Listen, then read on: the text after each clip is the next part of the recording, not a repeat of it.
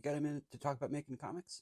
Hi, I'm Jay Sheik, comic book illustrator and art professor, and today I wanted to talk about varying your shots. I can't exactly call it a pet peeve, but one of my personal challenges when it comes to making comics is this idea of talking heads.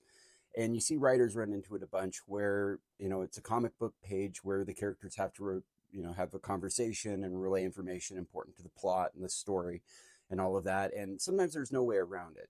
You just have a page of talking heads. And from an artist's perspective, this isn't such a bad thing because for one, it's much easier to draw than a big action sequence with fights and punches and explosions and stuff like that.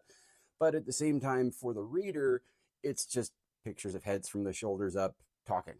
Now, if this was filmmaking or you were making a movie, moving the camera around in the way that I'm about to describe might be a little bit disorienting for your viewers. But because this is comics, because the medium is just so pliable, we can really get away with this in a way that movie makers or really any other visual medium can't. This is a case study from my own work. This is a page from a pitch project that I was working on back in 2024, where we have ostensibly I guess you can call him a serial killer / abductor. And he has one person, you can see him there framed in his arm, who's already been kind of taken out. You can see the other person reflected in his sunglass lenses. We cut to this close-up of the abductee. And then the camera moves around quite a lot. See, it's jumping from behind him to even further behind him to hovering right in front of him to down below.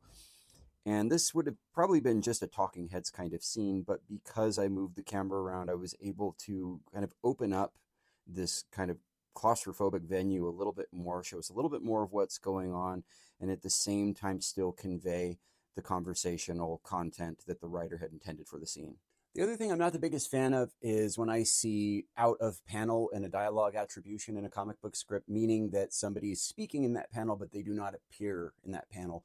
And my usual approach is to pull the camera back to open up more of that scene and somehow find a way to bring that character in. If I've got to put the camera above everybody or put it way down here, whatever I need to do to make sure that the visual information that the reader needs to really make the most of this book is there and present when they are reading it.